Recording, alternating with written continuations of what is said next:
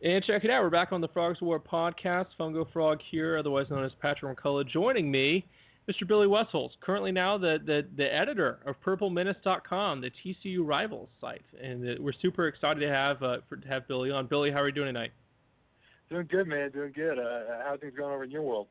Doing good, doing good. We just wanted to talk a little football, a little recruiting, and I think we'll start with recruiting just because that's kind of where your game is. And obviously, let's talk about the big news that we had. It seems like it's been forever ago, but I guess it was just a week or so ago with the back-to-back commitments of Jimmy Swain and Ty Barrett to TCU. Talk about what that did for this class, not just from a ranking standpoint, but from a perspective of depth and getting all of the hitting on all the different needs that this 2014 class has.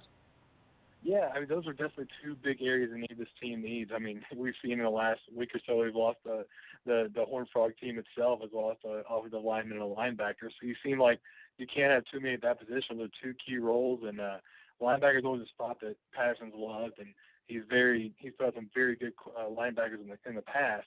So you got to think getting Jimmy Swain, he can be the next big guy there. And obviously you want as many.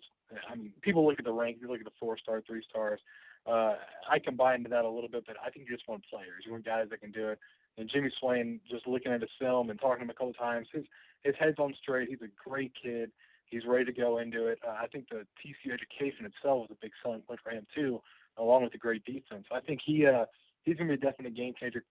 I'm not sure if he's going to play. I mean, he probably can play right away.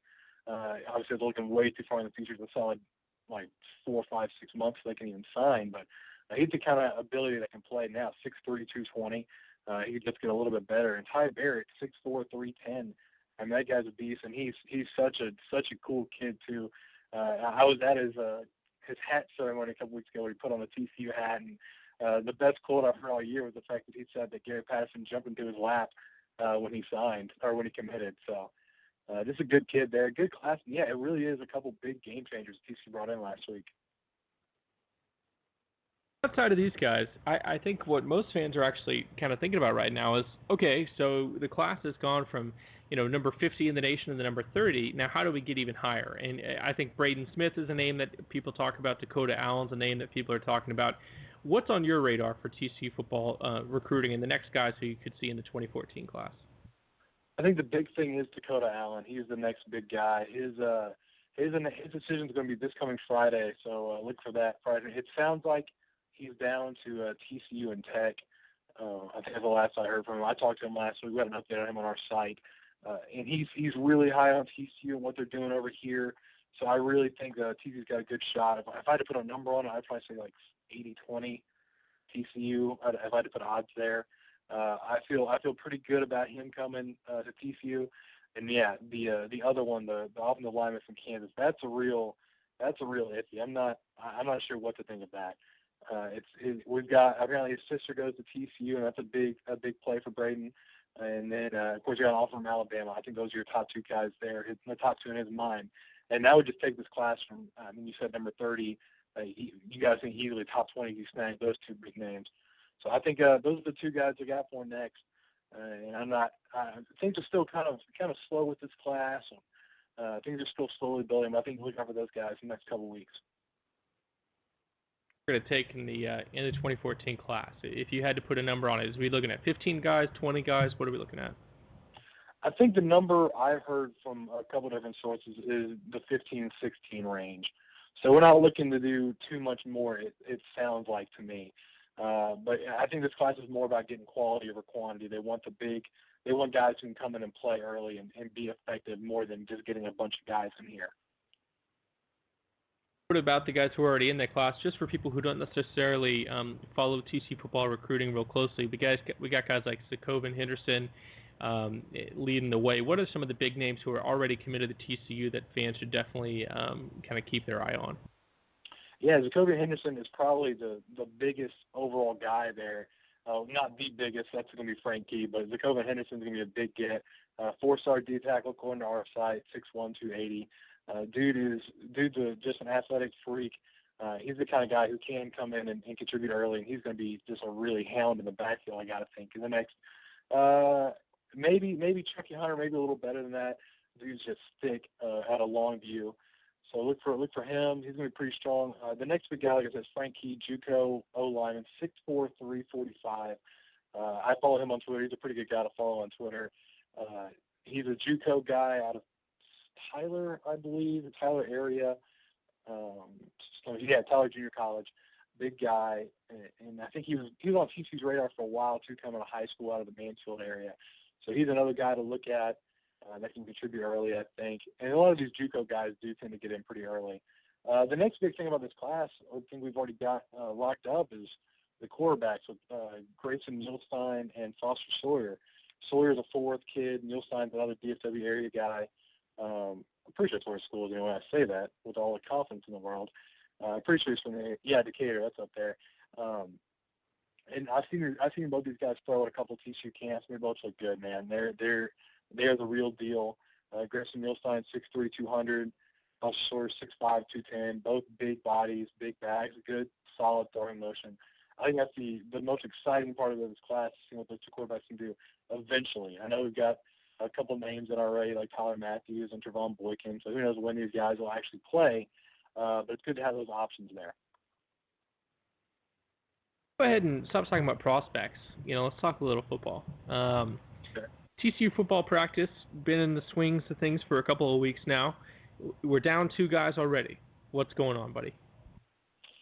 Yeah, I think they're trying to fill in some holes there with the big losses to Joel Hadley and Teo for Boulanger. And that's just a fun name to say, by the way. I could just say that all day. That's why I'm really upset he left. Oh, yeah. You can't say that anymore.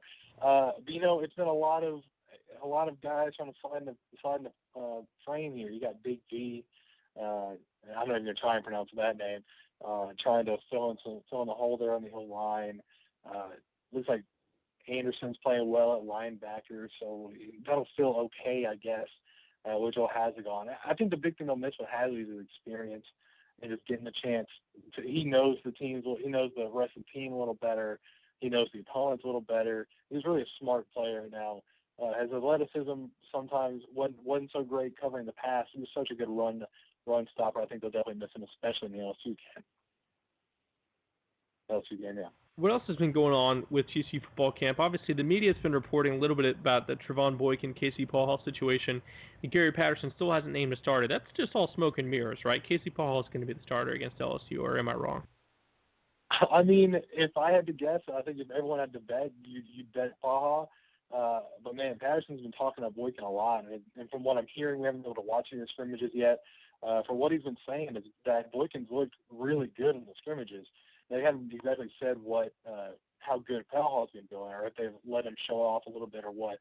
But he sounds like Boykin's taken leaps and bounds and improved. And I tell you, the one time we actually got to see him practice, Boykin did look much better. His throwing motion is a little more upright. He looks good. I think he's still maybe a little quick to go run the ball. Again, this is the one practice I saw. He was ready to run pretty early on without going through his whole regression. But again, he may have changed a little bit, may have gotten a little more advanced over the last 2 weeks. So I've got a feeling Paul's going to be the starter. But again, you never know. I'm not 100% on that. I feel much less confident in that statement than I did 2 weeks ago before practice started. Any other storylines for TCU fans that, as far as the camp is concerned, that they should be focusing on? It seems like we've been able to survive the injury bug so far. Any other names that we should definitely keep an eye on that maybe we're not thinking about right now that are going to make a big impact against LSU or down the line this season? I think probably the main guy, and this is a guy Tyler's been talking about for a while, is going to be Matt Anderson. It sounds like he's going to be taking a lot of the role that Fields would have in that LSU game and getting that DN spot. He's really improved. So I think he is going to be a guy that can make or break that LSU game. Is going to shine, I think. Patterson's again been talking about really well, calling him a success story and how much he's improved and gotten better. So I think he can have a big role in the LSU game. And another big guy, I think Ty Slanina might be the impact freshman of this class they're bringing in. It sounds like he's going to be playing a lot and playing early, and that's a lot of speed out there. If you get him and Brandon Carter, maybe you get those 2 guys in the 2 slots, and your outside guys are Ladarius Brown and Jawan Story, who's another big frame. I don't know. I think it's a pretty tough foursome of wide receivers to stop.